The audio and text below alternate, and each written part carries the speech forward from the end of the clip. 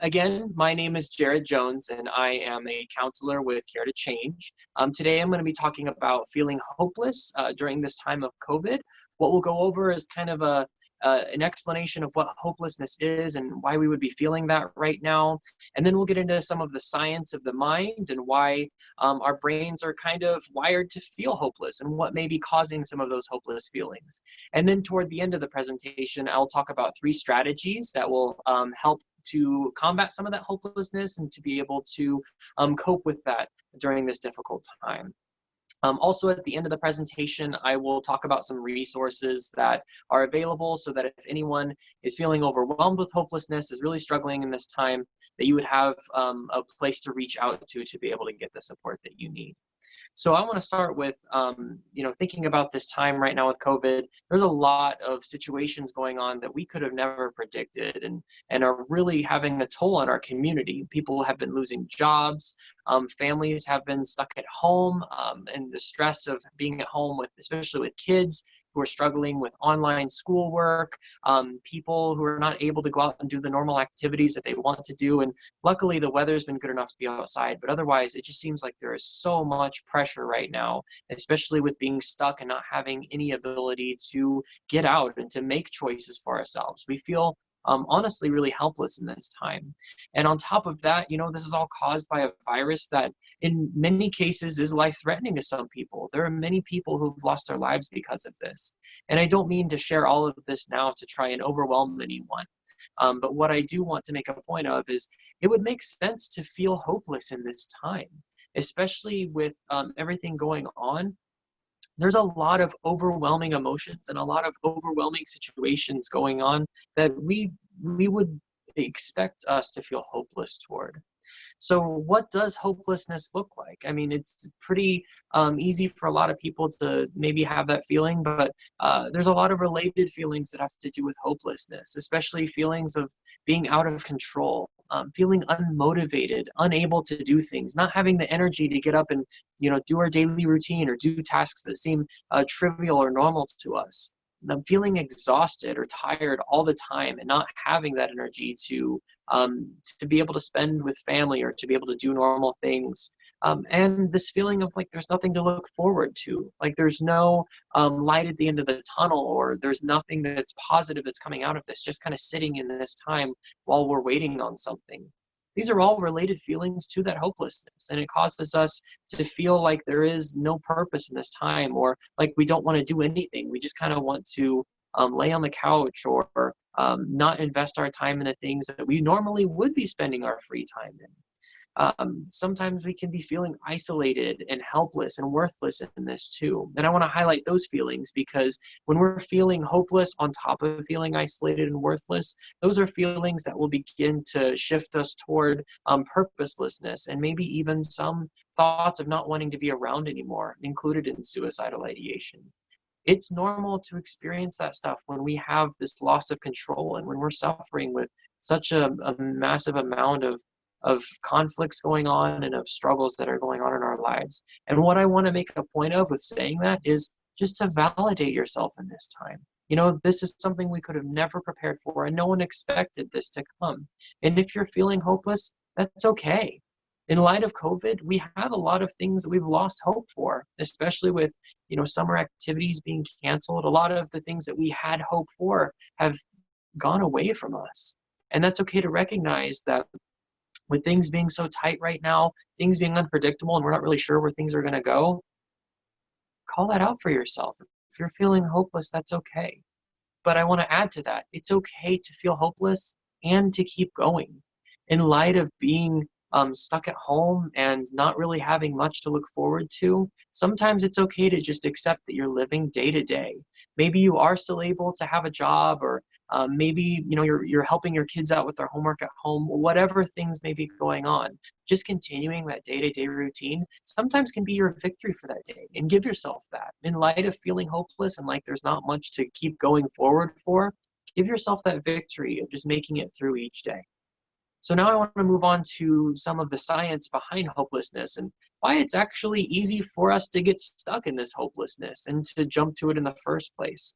So the first thing I want to talk about is a negativity bias that's actually backed by research that our brain has. So our brain is literally wired to focus on the negative of the situation and not give as much attention to the positive. There was a study that I read about once that talked about the value of compliments, both positive and negative complaints that people had received from others. And they found that based on emotional rating scales, someone receiving a negative comment about themselves, it took anywhere between 7 and 12 positive comments to be made toward that person to make up for the emotional toll that that one negative comment had. We tend to focus and weigh so much more on the negative than we do on the positive.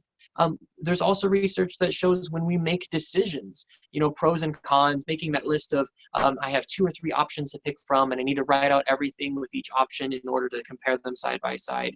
We tend to put more weight on the negative outcomes of each decision. So the things that we're trying to avoid or the consequences that come from each decision, we put more weight on that than the positive outcomes for each. Our brains actually have been shown in many studies to be more activated and sensitive to negative stimuli. So when we experience negative things such as setbacks in our daily lives or the stressors of having to put up with these uncertain times, our brains will actually have more activation. There'll be more electrical signals traveling through your brain than if you were going through a positive experience. It's just a way that our brains are wired to focus on that stuff. And keep in mind, that also means that our attention is going to focus on the negative stuff too. For example, think about media coverage. I mean, how often are you scrolling through a news feed or watching the news and your attention is caught by something that's super positive or something that is not necessarily a negative or a worrisome piece of news? Rather, we tend to be drawn to some of the negative things. We tend to be looking out for all of the negative information that's in our environment. And the media feeds on that. They know that they'll get more views and they know that people will pay more attention the more negative articles and negative things they have on there. Some outlets have been good about trying to incorporate positive stories into that. But just understand that your brain is going to focus more attention on those negative informations and negative stimuli that's coming in from your environment than the positive one. So think about the information that your newsfeed is filled with. Think about the articles that you had clicked on recently while scrolling through a social media source, or what news segments you really paid attention to when you watched the news last. If you pay attention to what you're looking at and what your brain is attending to, you'll find out you're focusing more on the negative, not because you're a negative person or you want to, but that's just what our brains are drawn to. On top of that, our brains are hardwired to look for negative things in our environment. We actually have a specific piece in our brain called the amygdala that all it does is it scans all of our information coming into our brain and looks for things that are threatening or bothersome to us. There's no other part of the brain that looks for things that are happy or things to celebrate or things that would bring any other emotion out. Our brains are going to be looking for that negative stuff. And when that happens, it causes feelings of anxiety, frustration, and even leading to tiredness and exhaustion when we feel anxious and frustrated all the time. So it's no wonder why we tend to focus so much on the negative things in our life, because that's what our brain's looking for. On top of that, with the idea of helplessness that I had mentioned earlier, there's a lot of research that says when we're stuck in these times where we don't have a lot of control and we don't see a way out, we tend to learn about that helplessness and take that on ourselves as a helpless nature for us. So there was a study that was done with dogs. You can kind of think of like the Pavlovian dog studies where they were thinking about conditioning. You ring a bell and you get the dog to salivate because it knows it's going to get fed. Well, they kind of took that to the next level with another dog study. And they put dogs in cages where half of the cage had an electrified floor where they could flip a switch and the dog would receive a significant electrical shock, and half of the cage where that wouldn't happen. It was safe on that side. Now, for some of the dogs, there was a barrier placed in between to where they could not get off of the electrified floor if they wanted to. Other dogs, they were allowed to get off of that electrified floor.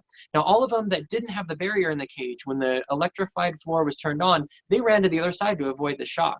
But the ones who had the barrier, they couldn't run to that other side. They had no choice to get away from the electric shock. And what they found in the study was that when they put all the dogs back into the cage that didn't have the barrier, those who didn't have the barrier to begin with, or those who learned that they can get away from the shock, were still able to get away from it. But those who didn't have the opportunity to get away from the shock, when they do have the opportunity, they don't. They actually choose to just receive the electric shock versus now that they're able to, getting away from that electric shock. And many, many studies have been built on top of that to look at learned helplessness in humans. And in many ways, we do the same thing. When we don't have control over a situation, we give up control that we have in our life. And it's easy to fall into that slump of when we feel that we can't get out of our situations, we quit trying, even when that opportunity comes to us. And that's just something to keep in mind, is when we don't have control over our environment, we may just accept that we don't have that control and have this learned helplessness about ourselves, which in turn will lead to that hopelessness. On top of that, there are many studies that looked at work environments for people and what's a most stressful environment and what environments burn people out faster. And it turns out that work environments where there's a high demand going on and a very low amount of control, or what they call agency, tend to make people the most stressed and most wore out from their environments. Now, I bring that up not because, I'm looking at stress and environments during this time of COVID, but think about your environment, especially in this time where we are required to do certain things. We're required to socially distance. We have to give up a lot of our normal activities that made us happy and promoted our health. When we have to give that up, that's a demand that's placed on us. We have to do these things, and yet we have no control over that. And so when we're placed in an environment that has a high demand and low control, that's going to stress us out. And when we're stressed out, it's going to lead to that burnout that goes to hopelessness from there. So what does all of this mean? What's all the science that I'm sharing with you, trying to describe? In summary, it just means that your brain is hardwired to kind of embrace hopelessness in situations. It's a natural response to COVID. When we have low control in our environment, when there really doesn't seem to be a way to get out of these struggles and the things that we're dealing with right now, we're prone to just feel that way. So I want you to understand that and accept that about ourselves. It's okay to feel hopeless because we're kind of going to feel that way given what we're going through. Our brains are wired to do that. Now, does that mean that we're always going to feel hopeless, or that there's no way to begin to challenge that or get out of these set ways? Absolutely not. There are many ways that we can challenge our hopelessness. And although we might not ever not feel hopeless, we can gain some of that hope back and reduce some of the stress that we're feeling in this time. So I just want you to acknowledge some of those studies and just respond that that's a common reaction. So now I want to talk about some strategies that we can use to help us in this time. Now, not necessarily to not feel hopeless, but to try and give us a little bit of hope and a little bit of control back into our lives while we're still so uncertain about what's going on and there's still a lot of threats to our environment. So here's 3 practical strategies to be able to use in your daily life to be able to get a little bit of that back and reduce some of the stress and hopelessness in your life. Now, you can try any 3 of these strategies. They're pretty easy and straightforward. They may not work for everyone, and not all 3 may be effective. But I would like to encourage you to try some of these and to see if they'll work in your life. The first strategy is to just live in the present. A lot of times our brains tend to focus on the future and past so much, about worries that are coming up in our life. What's tomorrow going to look like? Or dwelling on really bad experiences of the past. Yesterday was a hard day and it really knocked me down. But what you can do to help yourself is remember that you're not expected to put up with the stresses of yesterday or the stresses of tomorrow. What your body needs to respond to is what's going on right here and now. If you're in a stressful situation, if you need to push through a difficult time that you're going through right now, that's what your body should be doing. But you don't need to worry about what's coming up tomorrow if that's going to make you wore out for today. So try and focus on the here and now, and give yourself that time to think about, what am I needing to do just this moment and in this moment? And maybe what's the next step in the next moment? But if it's a worry about tomorrow, or if it's a worry about the future, or if it's a worry about something that already happened, learn to let that go. Try and find an environment that maybe is quiet or private, if you can, to be able to kind of close these tabs of your mind, if you will. Think about an internet browser that has, dozens of tabs open. If it's got all those open, it's going to slow it down. So you need to think about what tabs are open in your mind, what worries are weighing you down that you need to just close for the time being. Learn to set those down. and give yourself that moment to just breathe. Even if that's 5 minutes of your time, allow yourself that space to just exist and to live in the here and now. Once you're done with that, once you're able to just bring yourself back centered, then you can go back to picking up what is the next thing? What is the only thing I need to worry about in this moment? And what do I need to do to get through this moment? If it helps, think about your moments in the past, times that you have been this stressed or times that you've been more stressed than this. Did you get through that moment? I assume if you're here watching this now, you did get through that moment. And think about how this moment is no different than any of those others. Yes, there may be different stressors. Yes, it may feel a little bit different than it was before, but every moment is its own moment, and you have the power to get through each of those moments. So remember to take moments like this every day, in any moment that you need them through the day, and it'll help you get through this. And while you're doing so, the second tactic to use is to practice thankfulness. A lot of times with that negativity bias that is built into our brains, we tend to focus on those negative situations so much. We think about the things that bother us or the things that went wrong in a day or the things that didn't happen that we were hoping to happen. And we tend to disregard some of the positive information that happened in our day. Now, I'm not saying to ignore those negative things. Bad things happen, and we should absolutely acknowledge them and say that they happened. But in doing so, let's make sure that we don't discount the positive as well. So while you're thinking about all the bad things that happened that day, think about the things that you can be thankful for. You know, what little moments actually worked out in the day, or what little things happened for you that were able to get you through the day. You know, were you able to make yourself a cup of coffee in the morning? Was there a lighter drive to work this morning? Was the sun shining a very special way that made you feel good in the morning? Any little thing that you can be thankful for, try and practice that. Now, I'm not saying that you're trying to drown out the negative things with the positives, and not all positive things may seem significant for you. You can start with some of the bigger things too. You know, did you make it through the day? Can you be thankful for that? Can you be thankful that you had leftovers for lunch that was from your favorite meal the other night? Whatever things that are significant for you in your day, start with that. And then practice working your way down to the little stuff too. Because your brain is going to try and remember all the little stuff that was negative. And you got to remember that your brain's not going to focus on the positive little stuff. So pick out things to be thankful for each day. You can be thankful for the same thing each day, or you can pick new things every single day.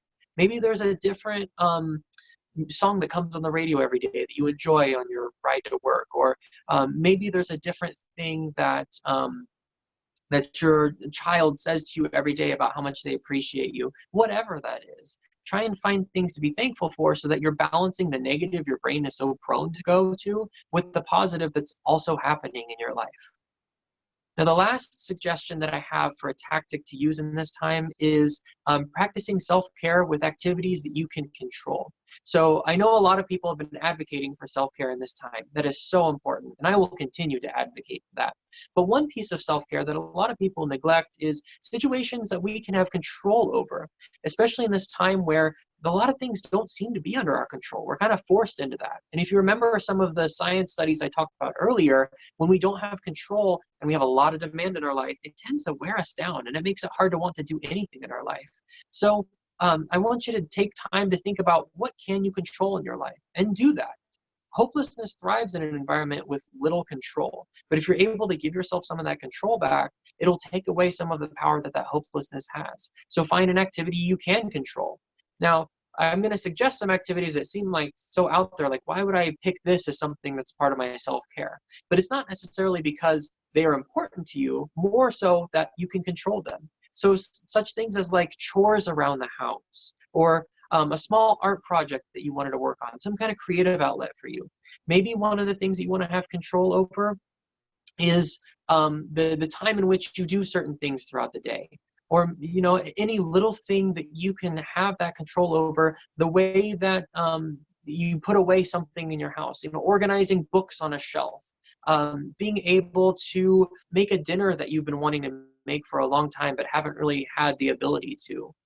Any little thing that can give you that control will help reduce that hopelessness. Now, there are some suggestions and tips as to doing some of these control situations, because especially when you're feeling hopeless, it's hard to have the energy to do a lot of these activities. Sometimes it's hard to even take care of yourself in that time. So one of the tips that I'd like to suggest is go from small tasks to big tasks. If you have a long list of things to do and it feels overwhelming and you feel that loss of control, pick the smallest task that you do have control over. Something that you can complete, and complete in a way that you want to complete it. And start with that one.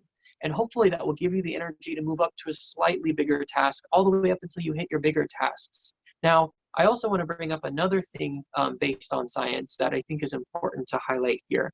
Not only are tasks that are smaller going to be prioritized so that you can get the energy you need to do bigger tasks, but you also need to prioritize tasks in your life based on your needs in that time.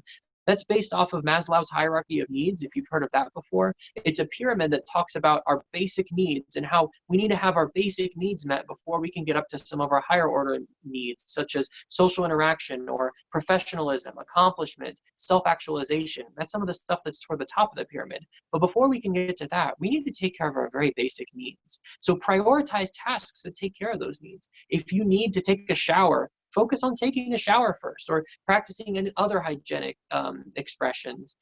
If you need to eat something, even though you have these other 5 tasks that you think are more important to you right now, be sure to take care of your hunger, because that is lower on the pyramid than being accomplished at some of these other tasks. So just those couple tips there. Try and prioritize things that are small and things that are more basic to your needs in that time in order to accomplish bigger things. And give yourself that space to reprioritize. If you try to do a task and you find yourself not able to do it, feel free to put off that task, not for a long time, but put it off until you know you'll have the energy to do that task, and then devote yourself to other tasks in that time to give yourself that push to do it. So in conclusion, I just wanted you guys to have this time to know what hopelessness looks like and validate that in yourself, to understand that our brains are wired to feel hopeless. And that's okay, because that's just how we're built. And even though that we're built that way, we can still use some of these strategies to reduce some of that hopelessness, to give us a little bit of hope and control back into our life, and to be able to take those next steps to just keep going each day. I want to offer some resources for you guys. If you're feeling hopeless and it's really hard to get through each day, make sure you stay connected with others, especially in this time where we can't meet with other people so often. A lot of us are able to stay at home with family or are able to still talk with friends, but make time for social interaction of your day as if you'd make time to take care of your hygienic needs, or you take time to complete chores around the house. Make that a responsibility for you. Even go as far as making time to talk to people who maybe you don't talk to as much, but who could be bigger supports for you. If you are a believer in a certain faith, make time to reach out to religious leaders or people who are leaders in that group. And if it gets really bad, feel free to reach out to professionals, counselors and other people who are trained to be able to help you through these difficult times, because those are the people who are here for you. And those are the people that will have the ability to help you in ways that maybe you wouldn't find from your family, or maybe you feel lacking from your friendships.